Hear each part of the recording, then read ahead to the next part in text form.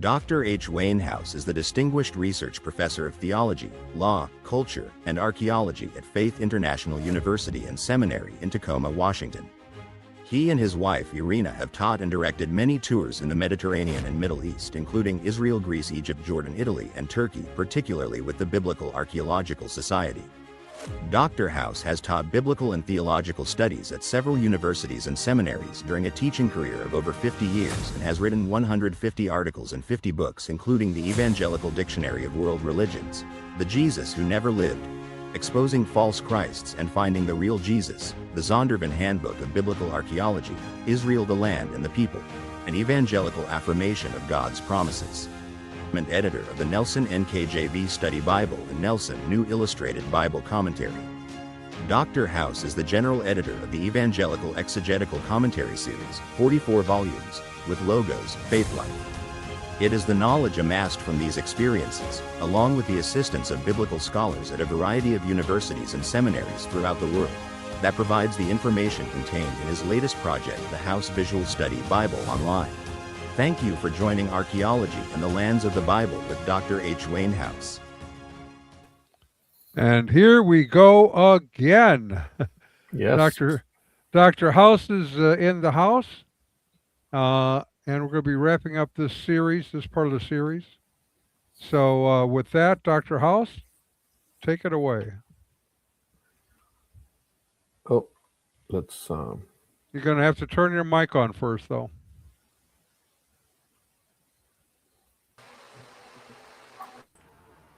You didn't hear my smart remark. I said, where do you want me to take it? Oh. Well, yeah, it wasn't that smart because it wasn't on. We didn't get the honor. I accept that. I'll be a good boy. Now, well, we're going to finish up a section tonight, and then you're going to load that in, and then we will continue on with the Passion of the Christ. We'll discuss that. I was going to go into a lot of the Shroud of Turin arguments, but I decided to not separate those from the resurrection arguments. And also, I will show you just a brief thing about it. But when we have a chance to come on to another session sometime in the future here, I'd like to tackle the whole question of Christ and the issue of the resurrection, what that means as far as timing, questions of what impact that has on Christianity, matters relating to the many other subjects regarding his nature. There's just a lot of things to talk about. And so we'll wait to that point to do that. And at that juncture, I'll be discussing the arguments that we have for not only the resurrection, but also for the Shroud of Turin. So tonight we'll go a little different way, and we'll come back on another show and do it. Okay, so let's time out 1 second because I know you have a new personage in the room. Briefly. And who's that? Can you hear us, Brad? You need to have your microphone. Can you talk? Yeah. There you are. Okay. And Dick Hiss is here tonight. He's been, no doubt, doing tennis and swimming. So, All right. Good to have you. All right, Wayne, take it away again. And your smart remark is going to be? That you need to give us the program here we can look at. You know. You just like want everything. You just want it to snap of your fingers, like right now. What do you think I'm in this business for? Everything. That's right. There you go. Okay, Jesus and biblical archaeology. Isn't it great to understand that we have archaeological evidence for Jesus? But when we say archaeology, we're talking about issues that are more physical in nature, but actually we also have tremendous literary support for Jesus.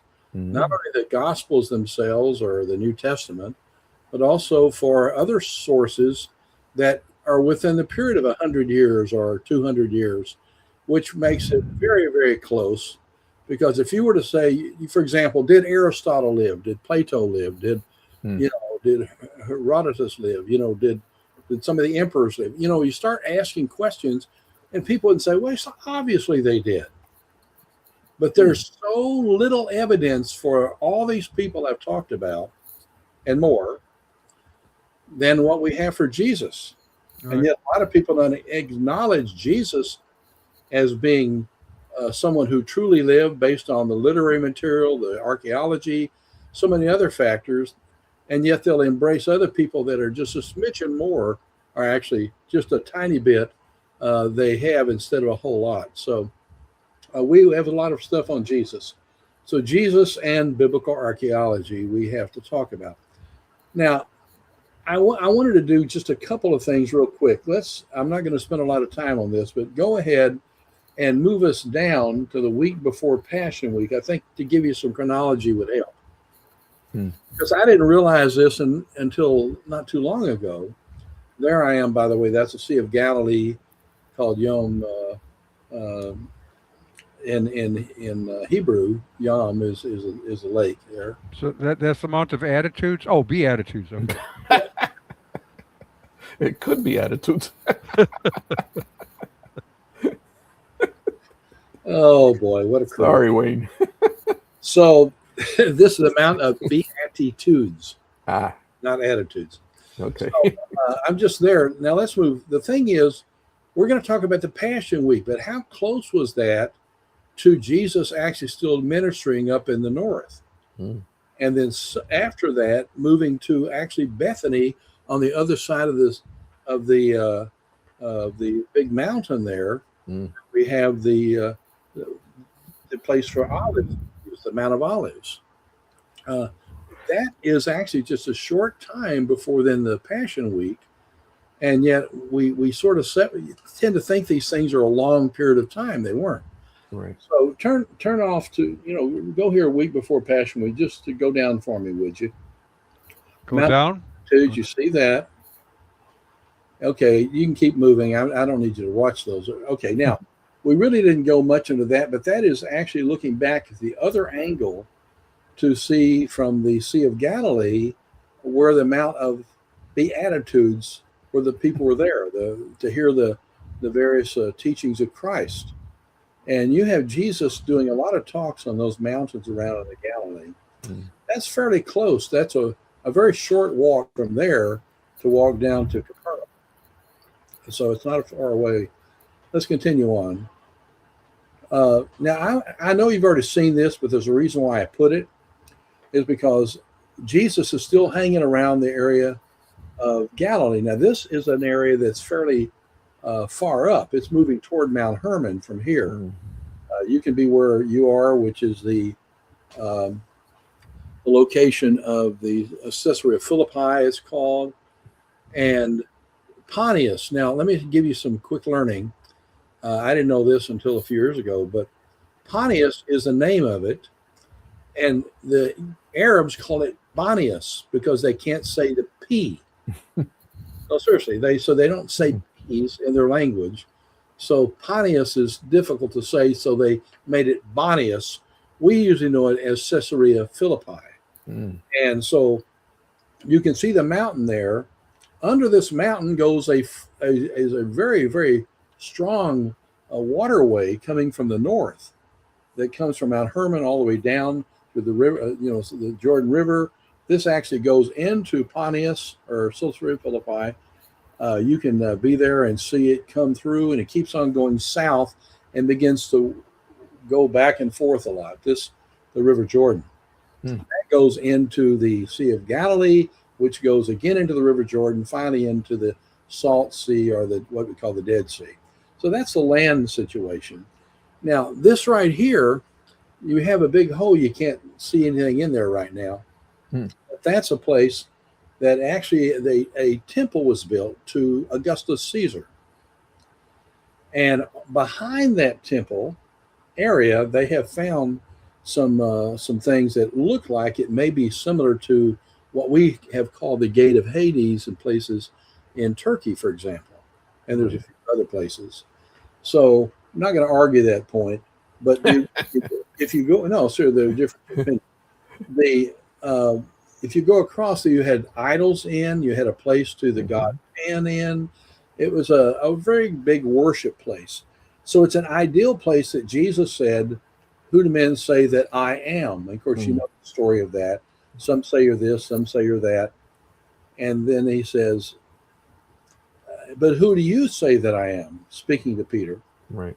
"You are the Messiah, the Son of the living God. Flesh and blood has not revealed this to you, but my Father who is in heaven." That incident occurred here, and that's so basic. That matter of fact, I came out with a book, as many of you have seen, called "The Jesus Who Never Lived," exposing false Christ and finding the real Jesus. Subtitles are very important. Use the title to get attention, and it's a subtitle to explain it.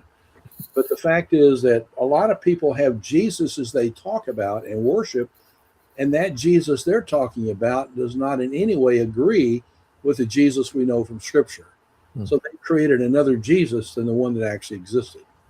And that's what the book is about as I go through chapter by chapter. I got the inspiration of writing that at this very place. I usually meditate or pray or wait for the group and just think, and ideas came to my head. This book came to my head at this point. The next year at the same place, I got the idea of the House Visual Study Bible, because I thought I love to take people to Israel, and I do a real strong work to try to be sure that they understand the settings and the architecture and the land and the practices and so forth. And it hit me, I can't always bring that many people, but I can try to take it to them if I do the same thing. So that's why I started doing the study Bible out of this experience. Anyway, that gives you an introduction. Let's keep going forward. That's looking at it again from a different angle. These are all aerial shots. You can see the big hole now. Keep going.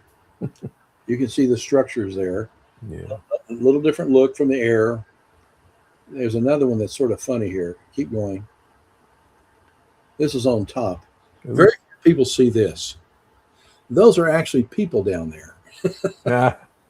Those aren't ants. They're not bugs.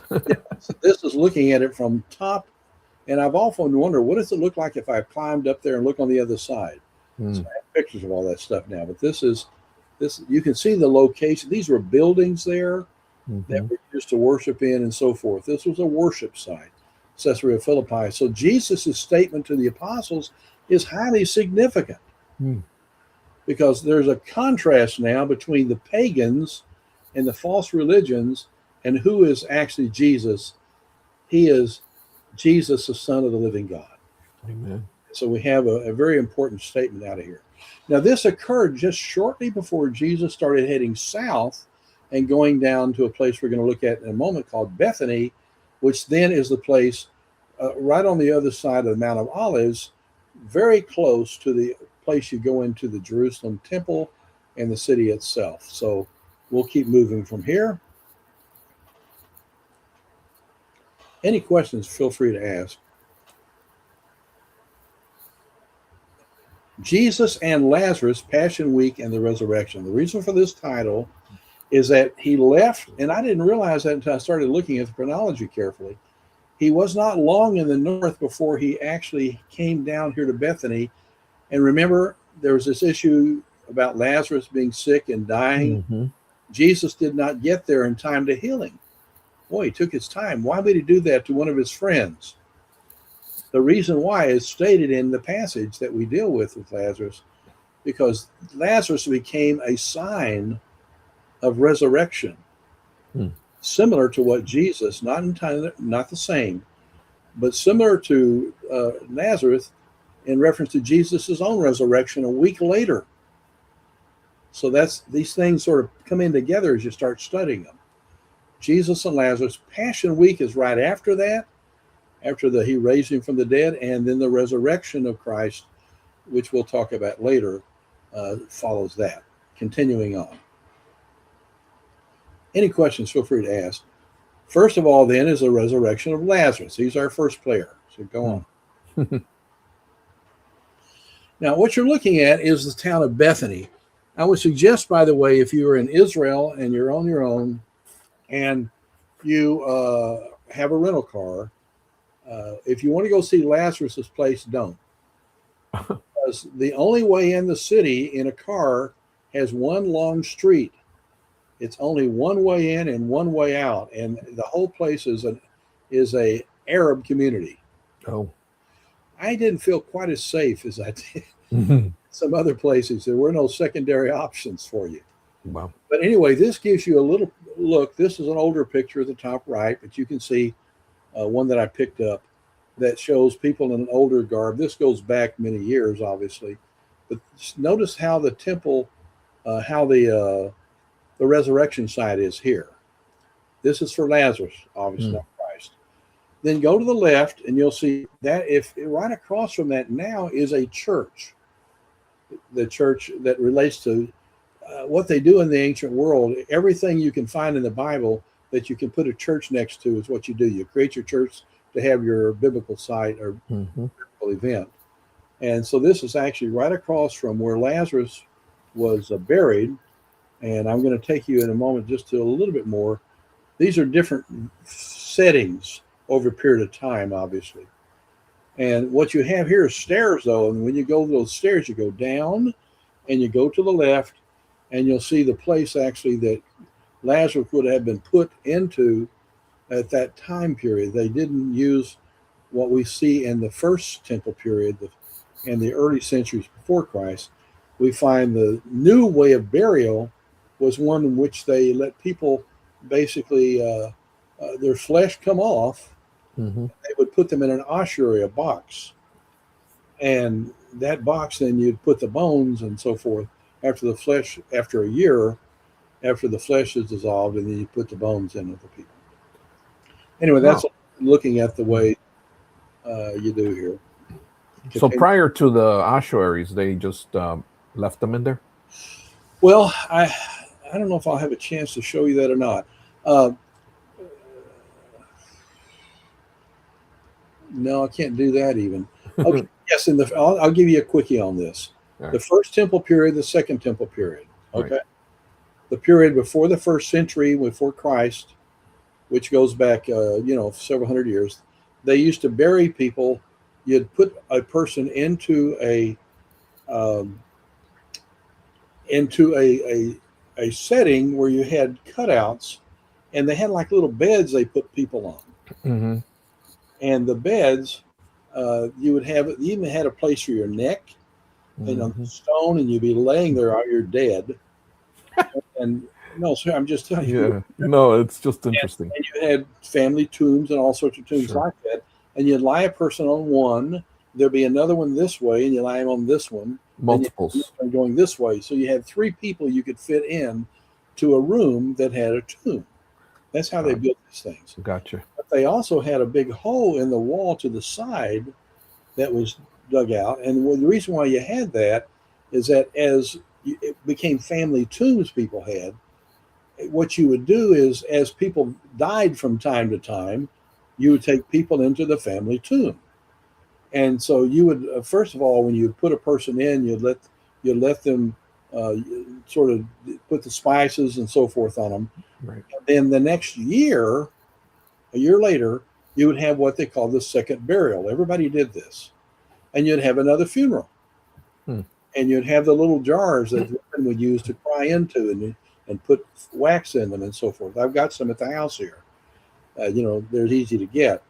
And then you would do all of this, but then by the year, all you have is bones. And then take the bones and put them underneath. And when you read in the Old Testament, it said they were gathered to he was gathered to his people.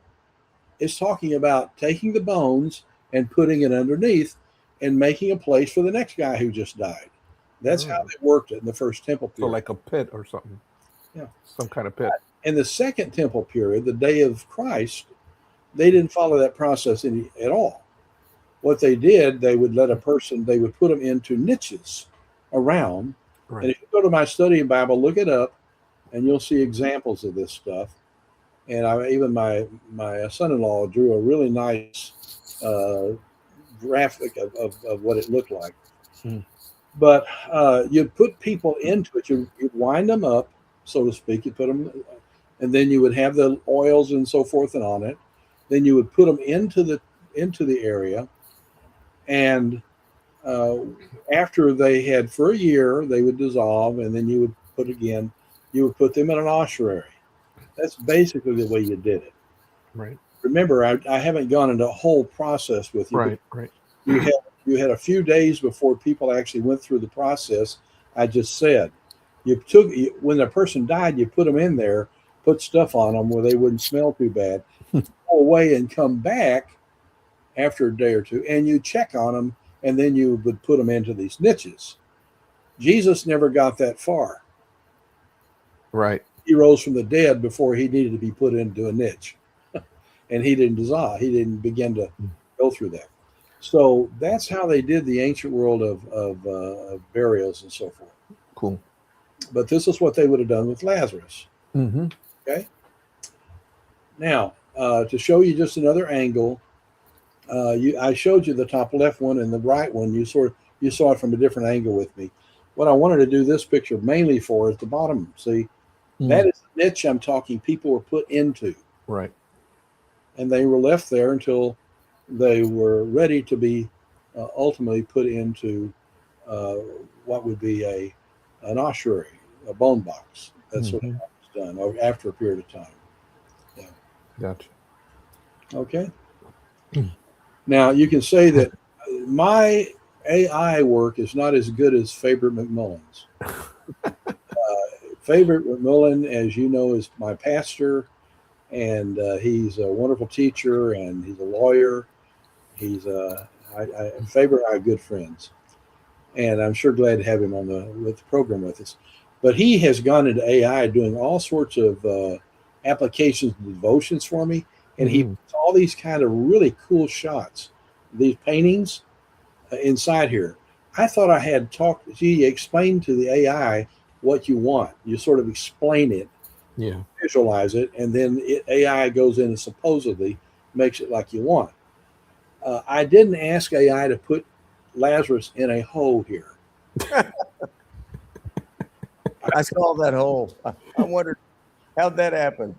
Yeah, well, there you go. I explained everything I knew. I had a hardest time to try to get that rolling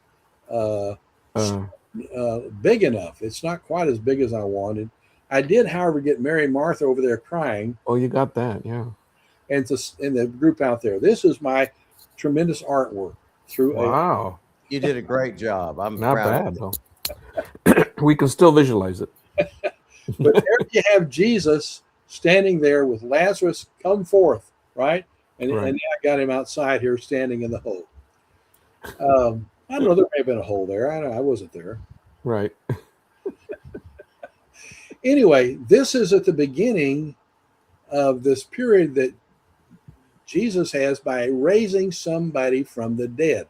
Can you see how that would be sort of significant that Jesus has raised a person from the dead at this point? And this actually becomes a major point because the people that were against Jesus now were against Lazarus. The text tells us in the Bible, they were even now trying not only put Jesus to death, they want to put Lazarus back to death.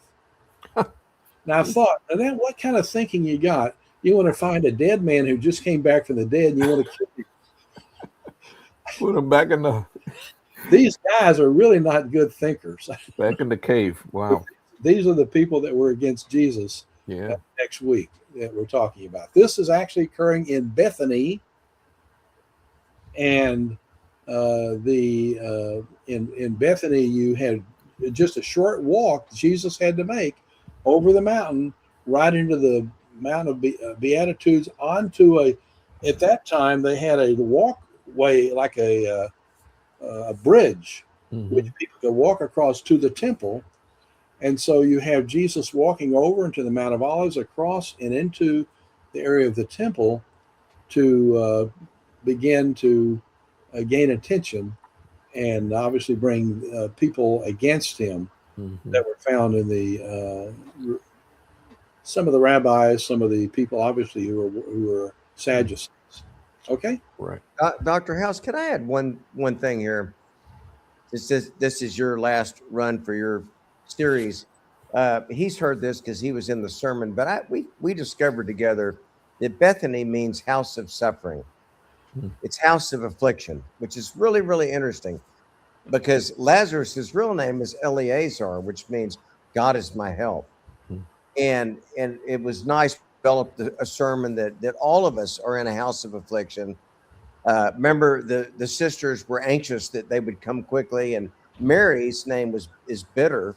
That it's our tendency to become bitter when God doesn't do things as quickly as we want him to do them. So I just thought I'd add that in, since this is our last night in this series, that we are all in that house of affliction, and our only hope is Jesus.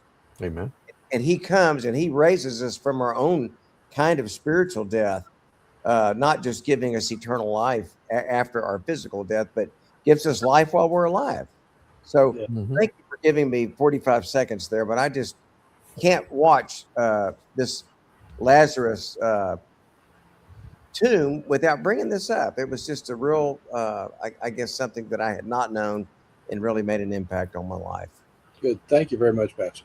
You're welcome. Yeah, so I'm just working you in now because I think it's fascinating that Jesus is doing these miraculous things, being identified as the Son of God, coming down to Bethany, raising somebody from the dead. People there, after Lazarus was getting so much news response from everybody, Jesus is there, who brought him back to life. You know, these Sadducees, particularly, and even some of the Pharisees, who have been really ticked off that Jesus brought someone back to life that does not fit the Sadducees' viewpoint. Exactly. And basically, who were the major people within the temple, right, or as being in charge, who are the ones mainly, not the Pharisees, but largely the Sadducees, bringing Jesus before Pilate, or eventually. So all these things sort of come in together. I hope you can see what I'm talking about. It's a unique way in which it's put together. Let's move to the next slide. So the week begins with Jesus a few days earlier raising his friend, and I'm just basically explaining here what I'm talking about. They're scheming to kill Lazarus. Many were believing in Jesus because of the miracle of bringing people back to death. I'm thinking these people have rocks in their head. So I would never go against a guy who could do that. Oh, my goodness. Okay, next. What is known as Passion Week begins on Sunday, ends the following Saturday. By the way, according to where you are in the year and whether you're using a lunar or a solar calendar, all these things have to do with the variation a little bit on the days in which you celebrate that each year. I don't know if you've ever done that. I'm not real good at it, but the point of it is you try to go through and try to figure out, okay, things have changed since last year, since 10 years, since 100 years.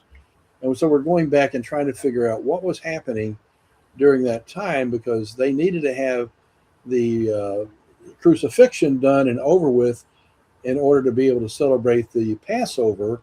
Jesus had already had, with a group of people, a Passover celebration. Now, you may wonder, how could they be concerned about doing one on one day like Friday and doing another one on another day like Thursday? You see a problem? Right. In the upper room on a Thursday when it's time not for Passover yet. Yeah. This is something you have to check out. Harold Honer was helpful to me in this area. Harold Honer wrote a book called The Life of Christ, I think it is. And he goes into the fact that there is a Sadducee and there is a Pharisee celebration of the Passover. Makes sense. And so that you actually have Jesus, he is actually involved on Thursday evening on a true Passover that is one used by the Pharisees and not the one that is used by the Sadducees the following day on Friday. Now, have you heard that idea before? I have, yeah. Yeah. So that makes a lot of sense, because you've got to figure out, why was Jesus there a day before the Passover started? He wasn't. He was following the ones the Pharisees followed. So anyway, hopefully that helps a little bit. But these dates change from year to year and from different portions, some in early April, late April, and all so forth and so on. Right. Okay. So here we go. Sunday, March 29th, 8033. This is a view that I followed from a person who works in the area of chronology. Hopefully it's correct, but it was something like this, that you had Oops. boy, that was quick. You had a Passion Week timeline. See, if AD 33, it said, if you were living in AD 33, it would be this way. If you were to be there 10 years later, it'd be another time. Gotcha. But Sunday, March 29th, Palm Sunday, is a triumphal entry. We're going to look at that. Monday was the cleansing of the temple and the cursing of a fig tree. You might wonder, why did Jesus go into a city and curse a fig tree? Yeah. What's going on here? Doesn't he like figs? I mean, Yeah. Then Tuesday, March 31st, then debates with religious leaders. In the temple, he made a lot of enemies. Who was basically in the temple area? What was that? It wasn't the Pharisees. The Pharisees were the teachers of the law. Uh-huh. They tended to do other things. Matter of fact, if you were to look at Pharisaic theology in general, you'd find it to be fairly orthodox with what was held by the early church and Jesus and the apostles and so forth. They tended to follow the teachings from the scripture. The Sadducees had a whole new, different way of looking at things. So he was in the temple area, irritating. That might be the word. That's a good one. Irritating the Sadducees and the ones who were the leaders of the Sanhedrin, which were largely Sadducees. Okay, so you have the cleansing of the temple, curse of the tree. That has to do with the fact of talking about Israel, I think. Yeah. Tuesday, it's debates with religious leaders and teachings and parables and warnings. Wednesday, Silent Wednesday. Jesus probably went back to Bethany to be with Lazarus, Mary, and Martha. That seems to make sense when you look at the chronology. But it's also interesting that Judas is now beginning to plot to betray Jesus. Okay, let's turn another slide.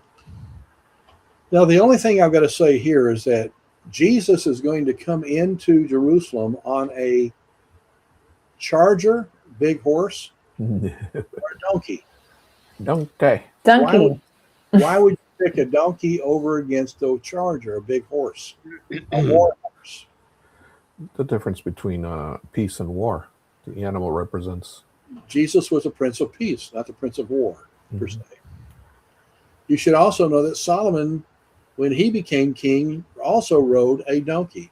Look at David's, and I'm not being critical of David so much here, but King David, look at his lifetime of being a king and what happened, and look at Solomon and what happened. Solomon brought basically peace all over the Mediterranean area there, all the countries around Israel, places in Jordan, places like all these countries became peaceful. Solomon made deals with them and so forth. Solomon was a man of peace. David was a man of war, and that's what the Bible talks about. He had a lot of places to try to deal with problems and eventually bring unity to the country. So, cool. Now here's a triumphal entry. I think I did this one. This looks better. It's more legit, huh? I maybe should have made that donkey higher. I don't know. But I'm not an expert in this. But that's one I did for this.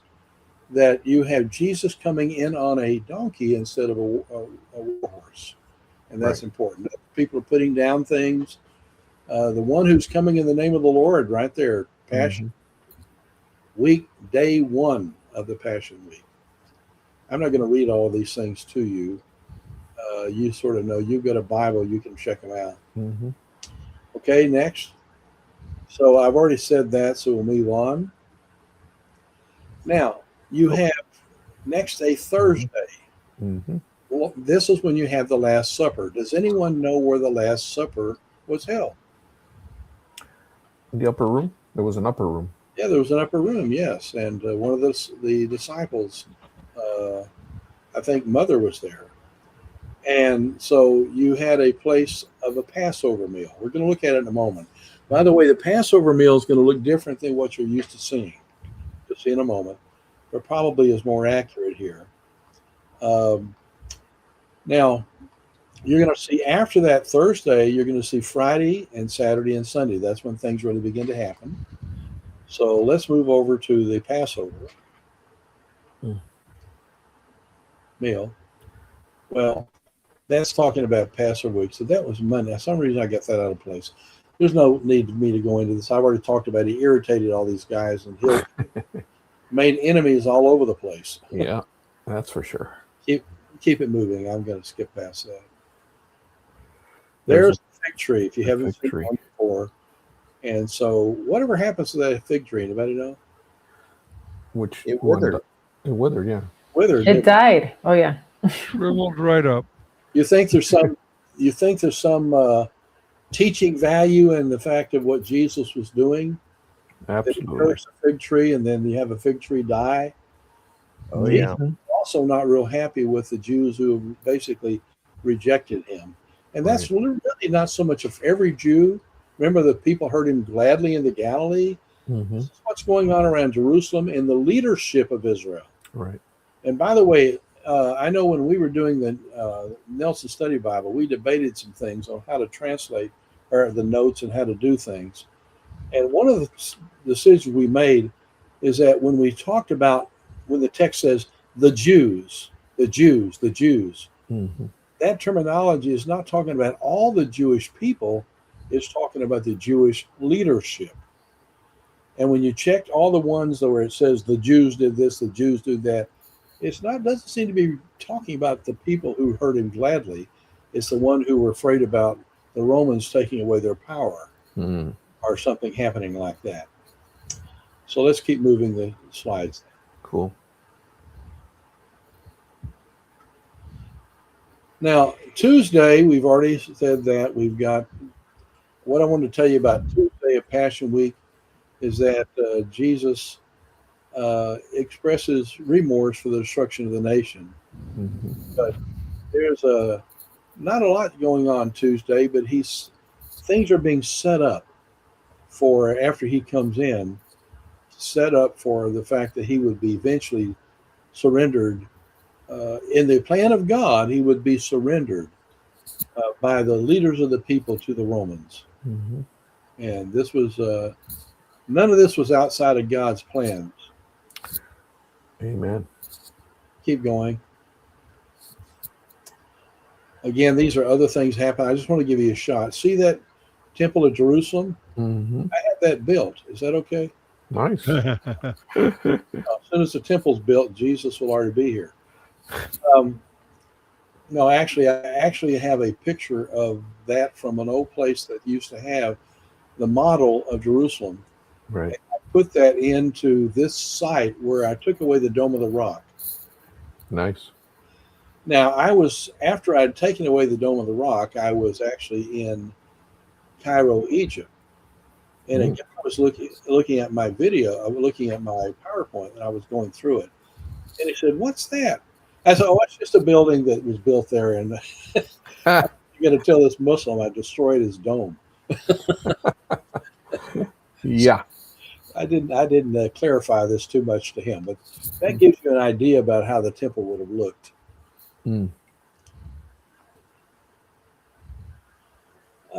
Wednesday, again, nothing much happened. So Wednesday was rest day.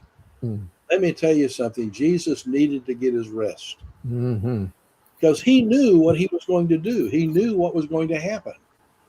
So it was a day of spending time with Lazarus and Mary and Martha, and to enjoy their fellowship. They were very close friends to Jesus. We think of Jesus so much, as a teacher and roaming around and doing all the things he did. He lived a real life too. He had people that he loved and spent time with. And Mary and Martha and Lazarus were very important. So we find him going back and getting that kind of connection. Continue. Now, I'm going to have a bunch of these kind of things, and I'm going to move through them fast because I have different things to say with it, because I didn't know exactly how to go through and use one and for different things. I just want to give you a feel. See where Bethany is, and look at Bethphage. That's on the way, and then the Mount of Olives, and then leading into the temple. Can you see that? Sure. That's sort of what we're talking about. It wasn't a long distance. Now, one of the things that we might want to mention, because you can't really see that from this You know, like have a real topography here. This is actually a valley in here between the Mount of Olives and the Temple Mount. That's correct.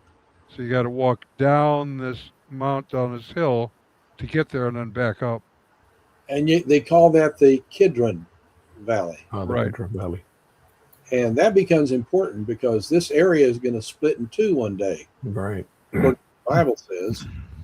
And so this becomes very important.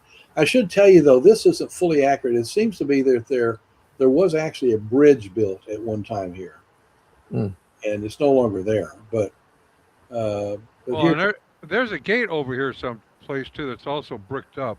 it is. Matter of fact, if where you're pointing, point back to where you were pointing to. Right here? Just point all up and down there, all up and down. All that right today is Muslim grave sites. Right. That's where Muslims are basically buried. And part of the rationale was that they thought that might hinder Messiah from coming back through that gate. I'm serious. This is That's amazing. that is a way to keep Messiah from coming back, just in case the Jews were correct. Yeah, I think it was Solomon the Great that closed up the. Yeah, I would know. Yeah, it was Solomon. Yeah. Oh. Anyway, the they caliphate. feel, but those, by the way, those are they're not mountains like Mount Hermon, but they're, it's not just a little flat place. You got to walk up it, and so forth, and you hit a peak and go down. What it does show you that you don't have a long ways to go. You could travel and visit somebody probably in an hour of walking, maybe a little more. I don't know. I haven't done it. So, okay, continue. This is a look at the Last Supper. Now, what I want you to observe here, and you can read this if you want. I'm not taking time to read all of these things. But notice how low the tables are. That's very standard. Now, that's the one drawn back in the top, but the one at the bottom here was actually at a place called Ein Karen. It was a biblical, it's a outside museum kind of thing that was in an area of Ein Karen in Jerusalem. And they had all sorts of really fascinating things about things on Jesus. And I'll show you one more in a few minutes. Mm. But this is what you did. People they didn't sit in chairs around like we do. You actually sort of laid down a little bit and ate with one hand. That's generally what you do. And the food would be there in front of you. Of course, this is a Passover meal, which has certain requirements that are connected to it. What's significant, though, is that what's going on at the table as far as talking. Now, Jesus has already washed people's feet at this point. That happened before sitting at the meal. So I didn't go into John 13. But if you look at Jesus standing up and you have a person to the right and a person to the left. Now, the person to the left of Jesus lay on Jesus's breast or chest. Mm-hmm. Okay? And that was an important character in the story. The guy who is probably at this side is probably Peter or someone like that. And there's a reason why. Because he asked this young disciple questions to ask Jesus. And he has to talk across the room. Right. He needs to get the answer from someone who is there close to Jesus. But guess who is probably to the right of Jesus? John. No.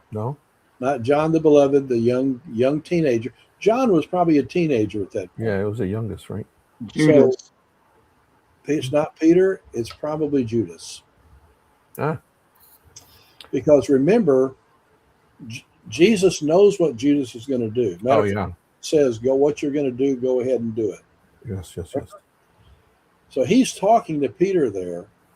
You have John on the other side who's laying against him saying, who is it, Lord? Who is it? Who's the person that's going to do this? Because Jesus said somebody's going to do it. Somebody's going to turn me in. I'm going to be arrested. So they said, no. And Jesus said, the one that puts the sop in with me is the one who is the guilty one.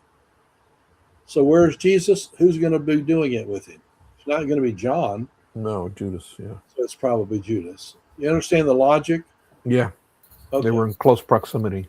Yes. Let's continue on. Now, this area right here is the Garden of Gethsemane, but I'm not going to take any time with it. This is at the flat area right next to the Church of All Nations.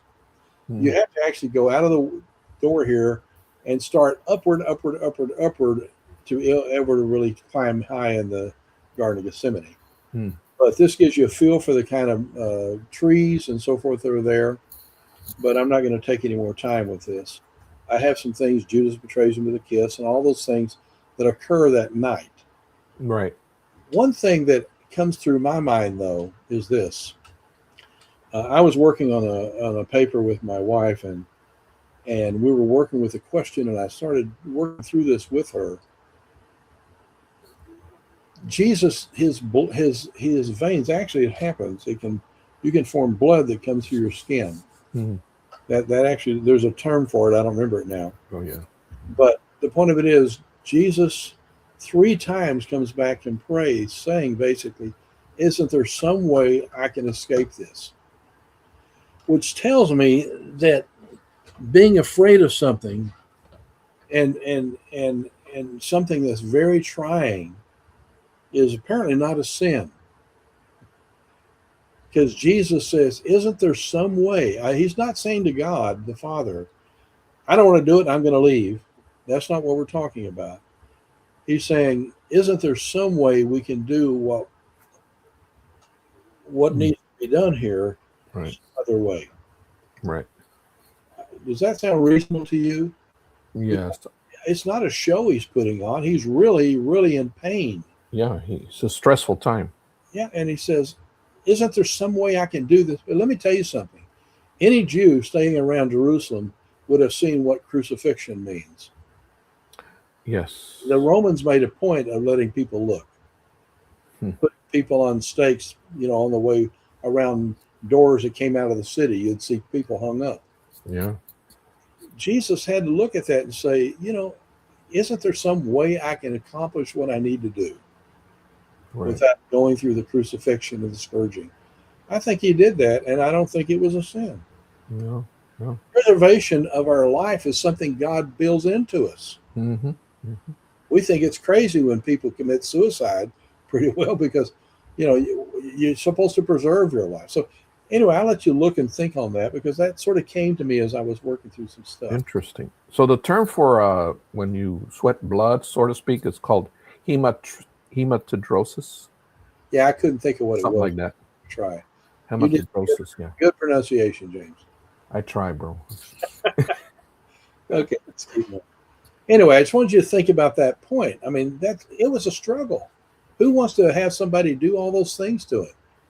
It hurts a lot. Romans could not care less about pain and anything else when they did these things. Well, anyway, so Jesus comes in before the various people, Annas the high priest and Caiaphas and others. And I just really think this is an interesting study. I wish I had time to do it, but go through and look at the various people that Jesus talked to and what he said back to them. Including Peter, Pilate, all these people he responded to.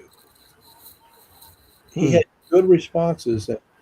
And one thing that's interesting to me is when he was before, I think it was Annas in Mark 10, if I'm correct on this, when Jesus says, "Are you truly the Son of the Blessed One?" Oh, yeah. We want you to tell us plainly now, are you the Son of the Blessed One? Yeah. By the way, that's a euphemism because you don't say God. Right. Something else. And it's fascinating what Jesus did. He came out and said, "Yes, I am. Yes." And then he followed it up with this. He says, "And you will see the Son of Man," which is only said by Jesus to him by himself. Right. He never is called Son of Man. He calls himself Son of Man, looking back to Daniel chapter 7. The Son of Man who comes before the Ancient of Days. So he says, "Yes, I am, and you will see the Son of Man coming on the clouds of heaven with power and great glory." Yeah. He says, "You know what? You're trying me and you're finding me guilty. There's a day that I'll be trying you." And that's an interesting kind of interchange that was going on. Yeah. Well, we see various people that we've gone before, and I'm watching my time very much. Passion Week, you find all the terrible things that happened to Jesus. And I want you to know, if you take the time to study out Roman practices of this, they were cruel. They were Terrible.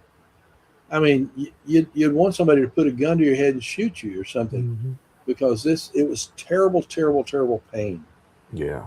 They And would pull your hair out, stuff like that. Yeah, Judas, we're not going to Judas and so forth. There's all this thing going on, the mocking and the crucifying and so forth. There's a couple little things out of this I want to point out. Jonathan Edwards, you're familiar with the name? He says something very interesting one time, one of his writings. He said, a simple glance at the cross is sufficient to save. It's not a hard task. You can make it one, but it's not. A simple glance at the cross is sufficient to save. And you know why I said that?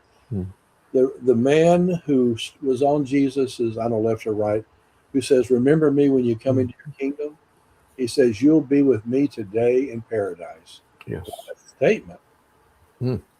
It didn't take a lot of fighting. It didn't take a lot of activities. There's no works involved. Yeah. Just his recognition of who Jesus is, that when you enter paradise, he says, you'll be there. So I think that's a statement.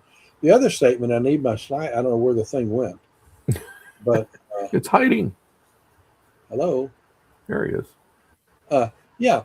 So you have these various things are taking place, but I think that's a fascinating thing that man looked at Jesus and could see in Jesus something that did not deserve what he got.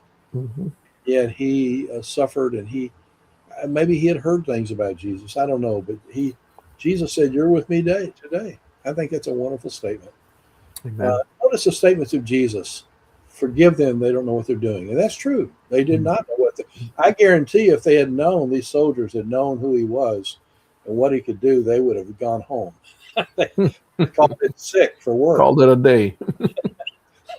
Because remember the one that says, surely this man was a son of God? Right. Probably son of a God. Probably didn't have that much understanding. But nonetheless, this kind of interactions going on. Moment, behold, yours should be your son. That's to Mary. Of course, that's John, who was a young man at that time, was given the charge of Jesus' mother at that point. This is one of the more difficult ones. Remember what I said in the Garden of Gethsemane? He's saying, is there any other way? Is there any other way? Why does he say to God? He's looking at his father and he says, why have you forsaken me? I don't know what you want to do with that. That's a hard one to me. Because he surely knows he's the son of God. God is his father. He knows why he's on the cross for the sons of humanity, people of the world. But why does he add that? Why have you forsaken me? As though God had actually forsaken me. They say the explanation that I've heard is that it's referring back to Psalm, is it 21? 22. Or 22? Yeah. It may be. That's a good statement, by the way. And it may be, and I don't know, Pastor Faber can correct me on this, but it could be that all he's doing is wanting to fulfill the passage given in the Bible. There's a custom in synagogues even today where the first verse of a chapter will be read, and then the whole congregation silently reads it, and then they'll read the last of it. And so some scholars believe, my father would be one of them, he was a Hebrew scholar, that Jesus was praying Psalm 22 on the cross. And it wasn't that he was trying to fulfill prophecy. He is the fulfillment of prophecy. Right. And so that's why that term, it's actually speaking the words that David was inspired by the Holy Spirit to write. That's what I would say. Well, and another aspect of it, I would suggest, is like happened when he read in a temple, and he stopped and he said, "Today this is being fulfilled in your hearing." Right. that he's used this to say this is being fulfilled in your observation. Right. It's Well, like a so- bell going off. Was Right. the Son on the cross forsaken by the Father for a moment in order to bring forth forgiveness on the cross for the sinners of the world? Well, Dr. House, I'll remind you of your own teachings. Jesus, that you've taught me. Jesus was Uh-oh. all man. No, I mean this in all seriousness. Wayne's told me a lot of times that, Jesus was all man, Yes. he was all God. Yes. Right. And we know he was all man because when he was in the temple, it said that he grew in stature and learning. How does God learn anything? Well, Mhm. because if Jesus is the embodiment of fully human and fully man, maybe we're seeing glimpses of that fully human Possible. part of him there on the cross going, God, how can you forsake me like this? Right. Sure. I As, mean, as well, think about it. This would be the only time that the human Jesus had been separated from God since his birth. That's Right. right. Right. Exactly. and maybe this also relates back to what was said in the garden. All of that. Sure. That makes sense, yeah. It He's could be He's a true human Yeah. and a true God. right. I would say D, all of the above. Yeah. Yeah. All of the above. You So, have so the humanity of Christ has to grapple with what he's going to be experiencing as a human. Right. Yes. Abandonment. Hmm. Yes. he's two persons and one deity. Exactly. Yeah. Anyway, at the end he says, "I thirst." Got a sermon I preached on the great misunderstanding when I talk about the words being spoken at the cross. One of these days I'll get a chance to preach that, That should be interesting. and it's a great little study that I put together. I hadn't thought, but anyway, I thirst. We know that. I was wondering though, in number 3 there, was he like from South Israel there? Yo, Yo, son. yo, son. That's true. That could be, or it could have been Irish. You're taking up precious time. Let's move on. Oh, we'll give you the 2 minutes or seconds. Go on. It says stop here. I don't care what it says. Go on. Oh, okay. Okay, now I'm going to do some quick things here. This is all quick, so we're not going to take time. I just want to show you some shots in reference to the days and what it looks like. Look at the city going over the Mount of Olives over there on the other side, and the city wall. Continue on. I'm just going to show a few shots. Okay. Cool. I haven't got time to read all these things. Keep going. Go on. I'm not going to take time to do all this right now. No, nice picture. Now there's a fig tree. Is that right? Looks like it. Yep. Oh. Looks like a fig tree. Okay, curse a fig tree. I always thought of teaching them. I think it was not a permanent curse of a sort. It just shows that people that depart and what happens to them. Mm-hmm. Keep going. I'm going to keep it going. I just got a few more things to do here. Yeah. That just gives you a close up in that shot. We'll keep going. That's how the temple looked. Very magnificent. Shot. Unfortunately, we got something in the way up there. Mm-hmm. But I understand the Iranians are going to try to improve their shooting because they've been shooting so far. They've missed it twice. Yeah. Seriously, they're shooting them inside a block from this place. My goodness. Wow. Isn't that incredible? Amazing. I thought, hit it. That'd be great when you start over. Okay, keep going. Just keep it. I'm going to keep it moving here because I want to get to another point. Keep going. You've already seen that. I know how We do already saw that one. how Oh, we're going backwards? you're going backwards, aren't you? I don't think so. Hopefully not. No, I'm going backwards. Oh, there was 2 of them. Okay, I don't know. Keep going. I don't know. Did you use mine or the one I sent you second? So stop here. That's where I was. Okay.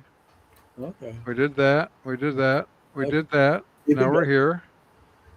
Keep Now it. we're here. We did that. We Take did that. Via Dolorosa. is what- Oh, the V. Keep going. Dolorosa. So that's more doubles that we just missed. Okay. Keep going. We're going to keep it on. We're not going to take time on some of these things. Oh, look at that. I did some of this before. All I want to show you there is the fact that you have 3 major clearings. One at the top is a temple The one on the right is the place possibly of where Jesus was tried, Oh, there we go. place of Mhm. where the Roman A pilot. would occupy. And the one on the left, that's the area in which you would move into the area of probably the burial of Christ. It's not very Mm. far, like a lot of people think. Keep going. So just so everyone else knows what they're looking at, this is a model of what Jerusalem would have looked like in Yeah. the first century. This is at the Hebrew Museum. Nice recreation. Yeah. Yeah, keep going. Now, we're going to move through this fairly fast too. I just haven't got time for it tonight. So let's just keep moving. What I want to show you basically, look at the Garden of Gethsemane, look at the Court of the Gentiles, look at the north with the Antonia Fortress, Herod's Palace, House of Caiaphas, the upper room. See where all things, this is very, all these things are very close. The Yeah. Garden Tomb at the top left is not the place at all. Golgotha is actually at this time outside the city walls. 10 Yes, years sir. later, 10 years later, it was not outside, it was inside. But at the time of Christ, it was outside. So these are the areas. Pull the Siloam at the bottom that you saw before. Okay, let's move on.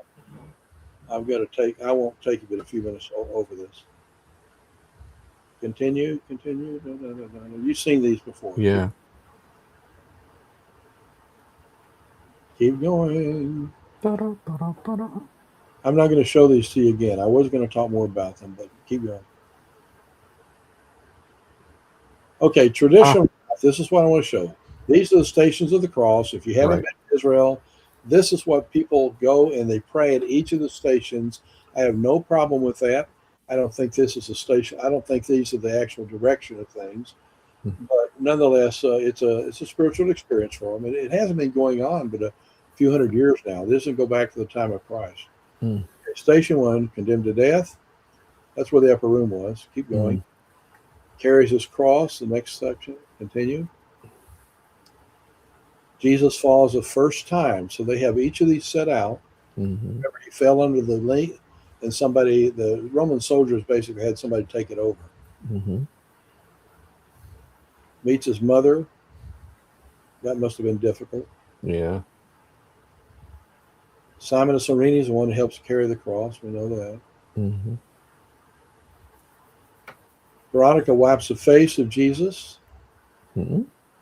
These are all places that they think of things happen.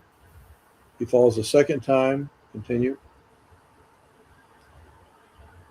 Meets women of Jerusalem. He tells them to be praying for them, the children. Not so much. Mhm. The 8th station. Jesus falls a third time. He's carrying this on his back. This is hard, and this is after a beating with cat o' nine tails. I mean, that was lots of loss of blood, a lot of And pain. the punching, all kinds of beatings. Yeah, stripped of his garments, Mhm. nailed to the cross, and dies on the cross. Now, keep going a second. Keep going. I'm not going to go into that. Keep going. Keep it going. Keep it going. I've got some archaeology to show you here real quick. Let's move. Just keep it moving until we get to the archaeology. Well, that's slow. Mhm. Okay. Just keep it moving. I don't know why that's all there. Again.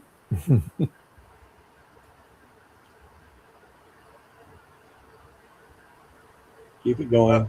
We're in a loop. Yeah. Now, I want to show you something there. What? Here? Perspective. Yes. The current place is viewed as where the cross is. A lot of people is separated by a long distance from these other places, but it's likely that the Antonia Fortress is not the place of the judgment. It's at the bottom right here, and the actual crucifixion was probably straight up the line almost. Okay, continue. Oh, look at that. Fancy. Things. I don't know why it's happening so slow. Just keep it moving. PowerPoint mode. You've already done this, so you just keep it. Okay, we've seen this. Yeah, we've already done this. Keep these going. These are just records of the judgment at the time. Keep going. You've already seen all these. The steps. Yeah. I don't know why they're doing this. Come on. Crucifixion. That's not. These are things I want to show you archaeologically. Okay, they found it in an ossuary. Oh, here's first. This right here is a thing you found on the hill up there in Rome where the emperors were, in a museum, and it talks about this man, I think it's Alexander or something like that, who has a donkey's head and he's on a cross. Yeah. This says Alexander, I think that's his name, worships his God, and he think it's a making fun of Christianity, and that they worship a donkey god. Mm. Okay, that's what that's at. That's in the museum in Rome. That's another example of it. Keep going. These are all sorts of places, things that people have done. Sure. Just keep it moving. And I know you've seen these kinds of things at places. Mm-hmm. Most of these are wrong, but this one is not too bad. This is Tissot, a very famous painter. Mm. Notice he has it through his hands. That's not right. It was Right. probably the hand in Greek, Claire, that actually is a little bit up your arm on either side where you have two bones. You would put the nail between the two. Like You put around, it, and it would tear out immediately. yeah, around the wrist area, right? That's an example of one that would never be done that way. Keep going. That's actually in Cairo, in the one of the Christian area of the city. I'll not keep that going. We can have people. Well, there's the nails on that. I want, and that's not a bad example. That's a good Right. possibility.